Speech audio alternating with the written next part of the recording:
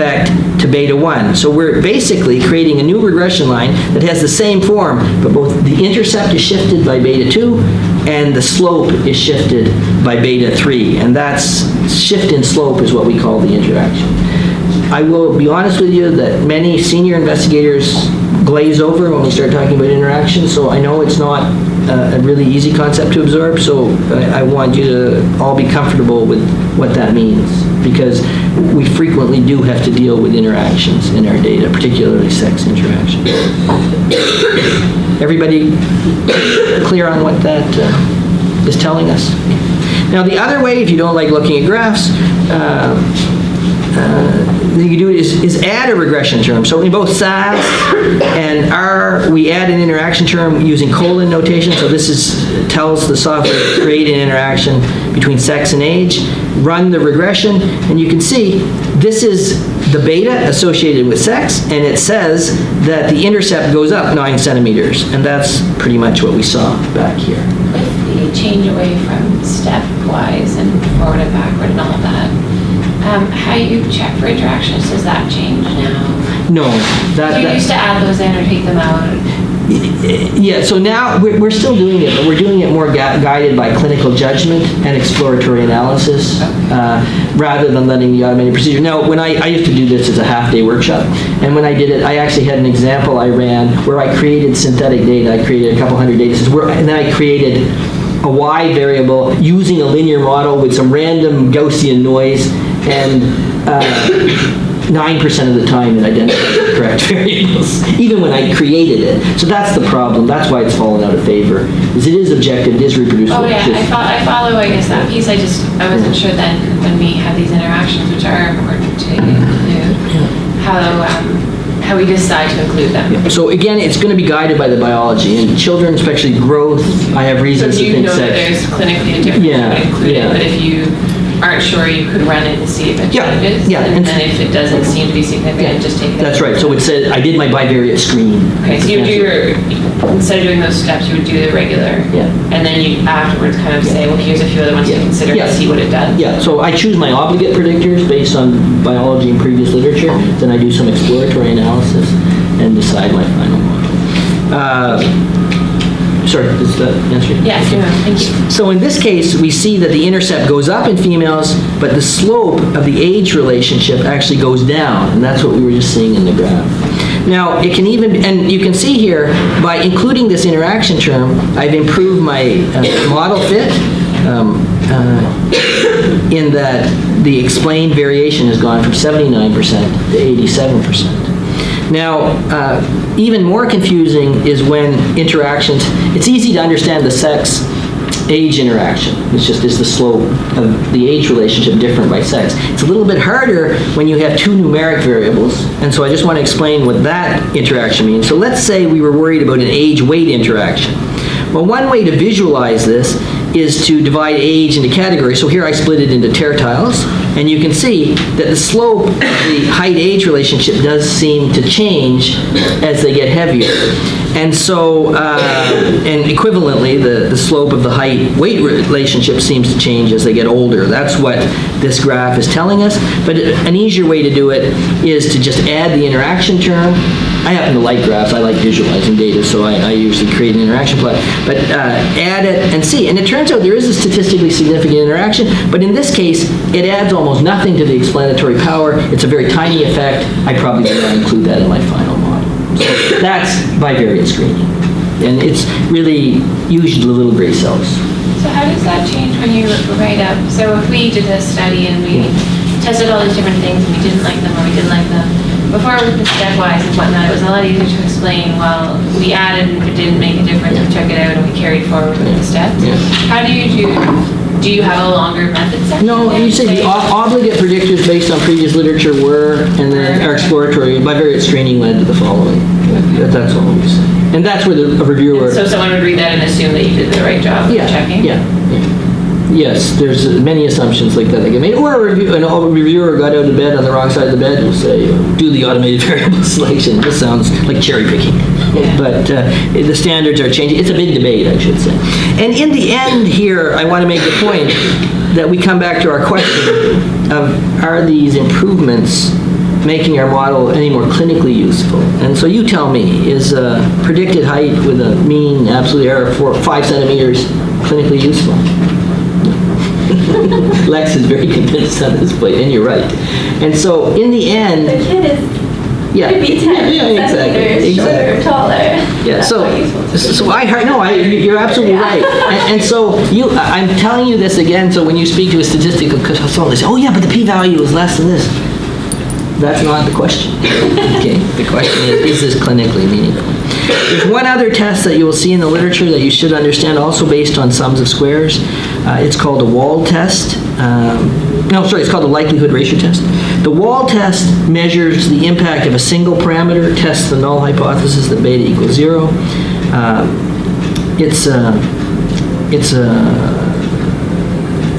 But sometimes we want to compare models that differ by more than just one term. So, for instance, we had a main effects model, and then we had a model with 2 interaction terms. Maybe we might have wanted to ask, what was the impact of adding those interaction terms? So the Wald test isn't going to answer that. But there is a way to answer it called the likelihood ratio test. Basically, it's based on the error sum of squares for the 2 models. The models have to be nested, which means one is a subset of the other. So we have a full model and a reduced model, and we calculate the reduction in the error sum of squares, which is just the amount of variation explained by these 2 additional terms. And it has its own degrees of freedom associated with it. We calculate an F statistic based on that reduction, and we look it up on the F table. And in our there's a function that does that. It's called the ANOVA function. So here model 1 has the interaction terms. Model 2 has just the main effects. I apply the function ANOVA, model 1, model 2, use an F test, and it says the error sum of squares dropped by a lot. The p-value is highly significant, but again, it wasn't so helpful in terms of clinical utility. So just to remember, they're not the same. I'm going to leave you to read about diagnostic testing, because you really want to read about it around the model that you use, not in general. And it's the last step, really, at the very end. But I do want to emphasize that I tell people to budget about 40% of their time for building the model and the exploratory analysis, 10 or 20% for doing the regression, and then another 40% for validating assumptions using typically regression diagnostics. We can test for normality. We can test for constant variance. We can look for outliers. So extreme Y values are called outliers. Extreme X values are called leveraged. We don't really care about them unless they're also influential, which means they're skewing our results. They're having a big impact on model estimates. And we're also concerned about collinearity. And there are just a bunch of different residual plots that allow you to explore your various assumptions, and these are in the primer. I would ask you to start with, I shouldn't have put this last, but the collinearity diagnostic is one that I think is critical every time. So you'll remember that if there is collinearity correlated predictors, it can inflate the standard error. And typically, the variance inflation factor, which there's a function in the car library will calculate it for you, should be 1. There should be no variance inflation. Here I just apply VIF to my model, and it says, age and weight probably do have some collinearity because their VIFs are higher than 1, but that's not enough to invalidate the model. Usually it has to be higher than 5, and some people even say 10 before you're starting to question the possibility of type 2 errors. That is technically my talk on regression models. I was actually hoping that we could take a few minutes and finish up the lab on t-tests and tests of proportions. But first, are there any questions that you have about this? This is a complicated topic. I really do believe very strongly that if you feel comfortable with the generalized linear model, you are good to go in interpreting 95% of the medical literature, because everything is a generalized linear model in some form.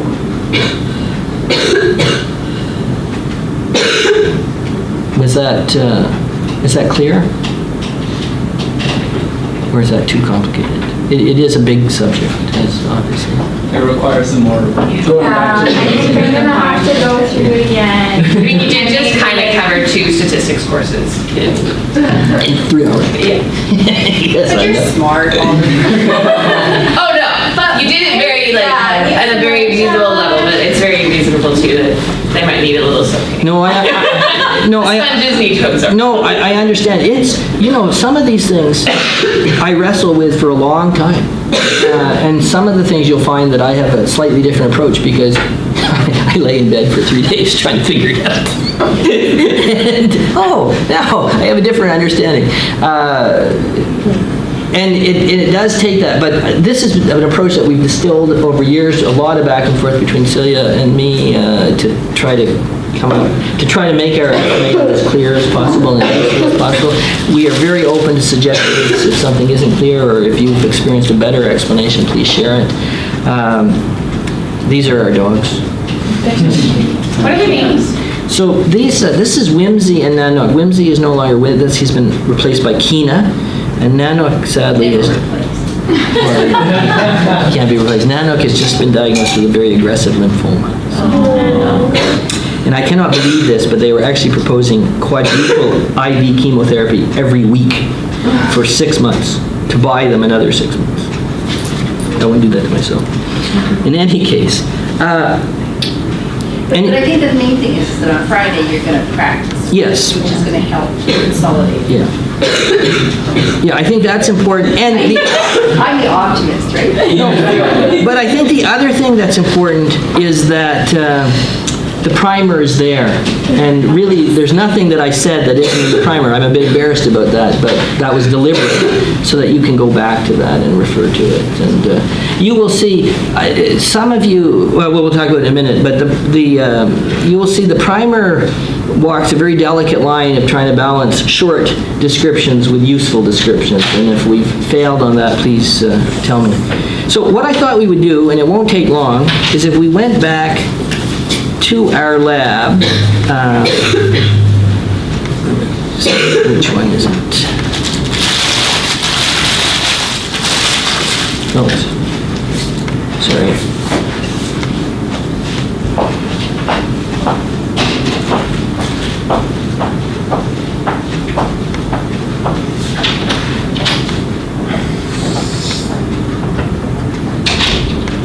So if we went back to lab 2, I have an instructor version. No, that's lab 3. Lab 2 covered quite a bit of stuff. We in the lab session here, we covered descriptive statistics, importing data, descriptive statistics, and graphical exploration, which are very important. And we saved a data set as D, which was our low birth weight data set. And so I'm going to ask you to go back to that, set your working directory to whichever folder contains that that file, and we're going to load D so that... This is 7, yeah? yes, it is. Lab 7, sorry, section 7, lab 2. And this is the one that you told us to save on our desk. It may be in your... It was from like the data set. That yes, that's right. It's in the data set folder. Okay. So now inside that folder, you should have a file that's just called D that we saved after we set all the reference levels and declared all the factors. And it should load. But we also did yesterday was BMI. So a different team. Okay, well, if you don't have that, you can just read the first few lines here, just read it from the .csv and then declare the variables. So you can just read it. Whoops. Were there 189? Yep, that's it. Okay. It's the one with 189. Sorry, I have to get in the right folder. So if you, like I said, if you don't want to load D, just read the .csv file and redefine the race categories, and you're good. Now, when you run summary, it should give you that summary.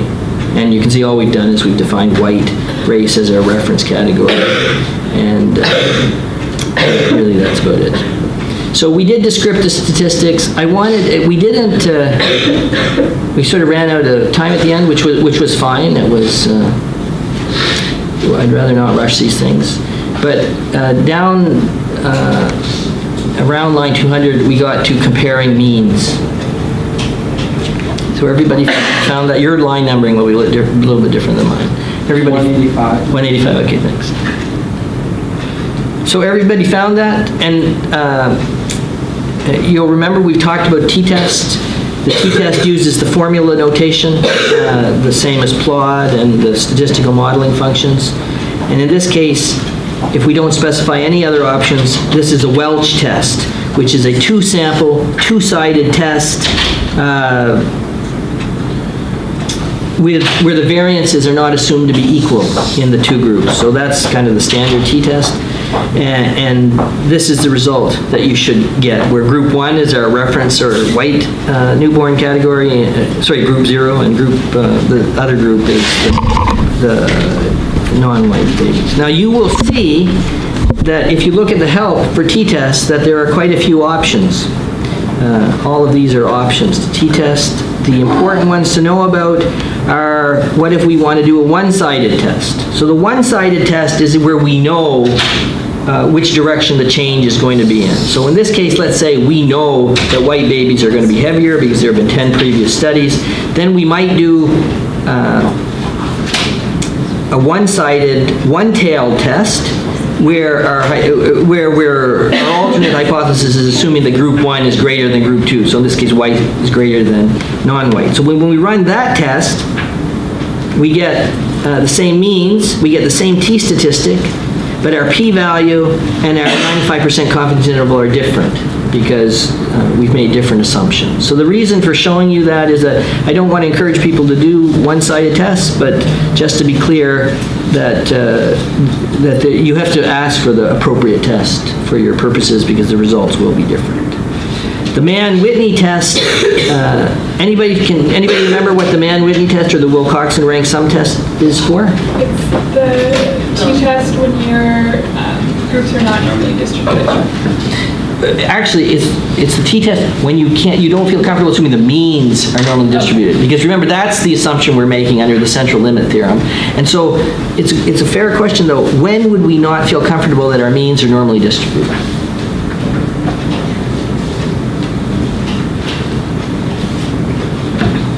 If you have like a small number. Small sample size would be one instance, and another instance would be if the data were highly skewed. The central limit theorem still applies, but it may take a bigger N to see the benefits of it. So in that case, we might want to do what's called a non-parametric test, where we don't assume... Hi, Aaron. Sorry, I will finish up shortly.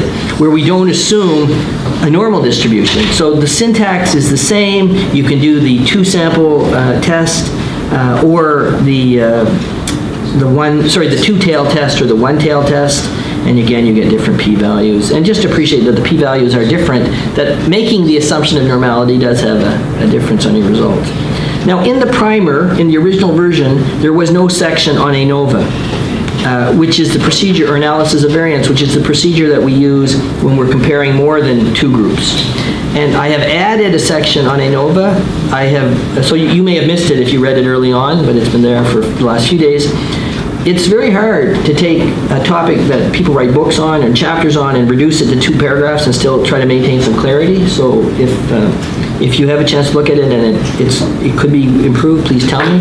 But I thought I would at least show you how you do an ANOVA.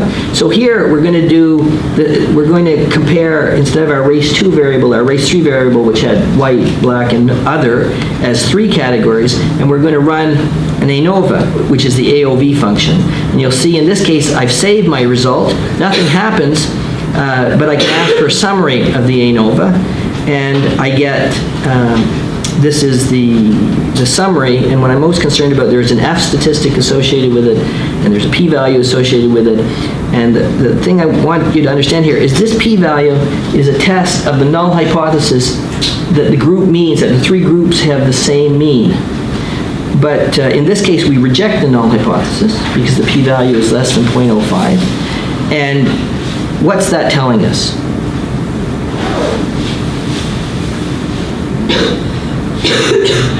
It says that something is different from the others. It doesn't tell you what. Exactly. And so, or which group is that's right. So now, you remember the other day we talked about multiple comparisons and how that can increase your type 1 error rate, your false positive rate. So this would be a case where we now want to do some follow-up comparisons. and we want to adjust them for multiplicity.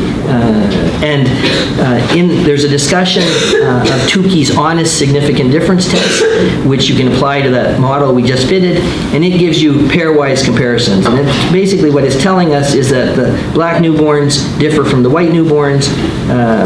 The other race category, mostly Hispanic in the US data, differs from white, but the Hispanic and blacks don't differ. And these are adjusted p-values where the fact that we've done 3 comparisons has been taken into effect. If you were to just do t-tests, subset the groups and get rid of other, you would find that 0.04, for instance, becomes a 0.01. So the failure to adjust for multiplicity is going to create type 1 error, just because the number of type 1 errors increase with the number of comparisons. So, as an exercise, I had asked you to compare birth weight against maternal smoking. Would you guys like to just take a minute and do that now? Based on what we've just said.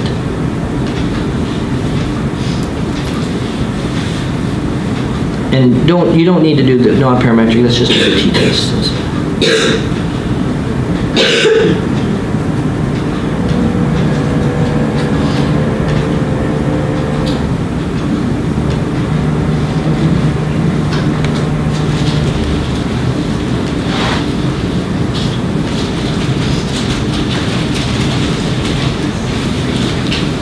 So are people finding a difference in mean birth weight depending on maternal smoking history?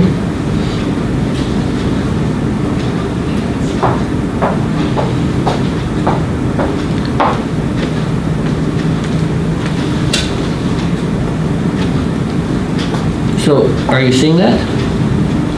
Sitting, Yes. having problems doing the analysis. Put your hands up. I just did a t-test. Yeah. Yeah, so here's the way I did it, birth weight against smoking history. Yeah. And does this surprise you based on your clinical experience? So the non-smoking mothers have heavier babies than the smoking mothers. Okay. So these are the kind of data where this comes from. I'm going to ask you now just to practice the ANOVA using the AOV function and comparing maternal weight against race. So race 3 has 3 categories, just to show you how to use the ANOVA.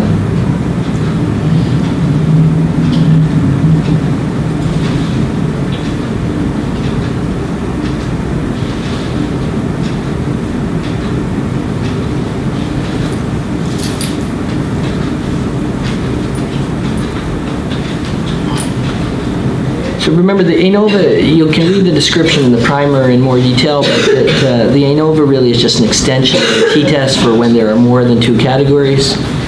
And in this case, the F statistic, just like we talked about a few moments ago, is a comparison against a null model where the mean maternal weight, pre-pregnancy maternal weight, is the same in each race category. So in this case, would we reject or accept the null hypothesis?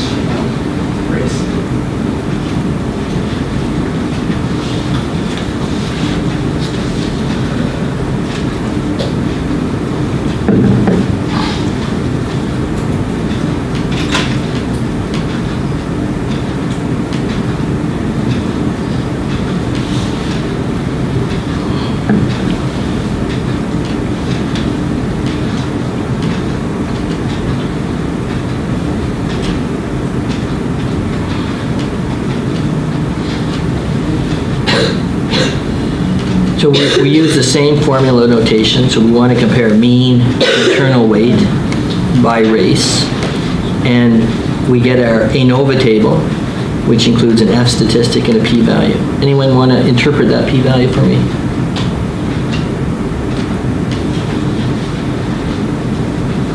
So has everyone gotten that same result, or are you getting? Oh, okay. What's the seems to be the problem?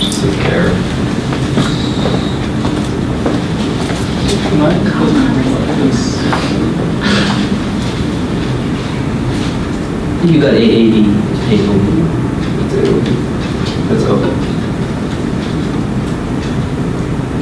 So there's one more. This line below is C. Codes. Yeah, just like. Yeah, what's that? That's how it's fine. Oh, it's for the number of stars these have close. Like 3 stars is, Is 0.001.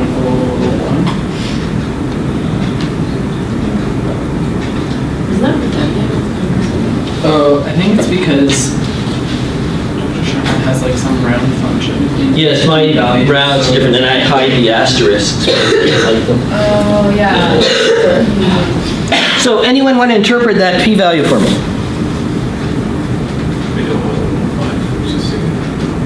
Sorry? There's a significant difference Yeah. between maternal weights depending on race. Yes, absolutely. So we're rejecting the null hypothesis that there's, the mean weight is the same in each race category. But we remember, as you just pointed out, Karen, we don't know where the difference is. We would have to do some form of post hoc testing, and the Tukey HSD can easily be applied to that model. And what does it tell us? Where is the difference when we apply the Tukey HSD?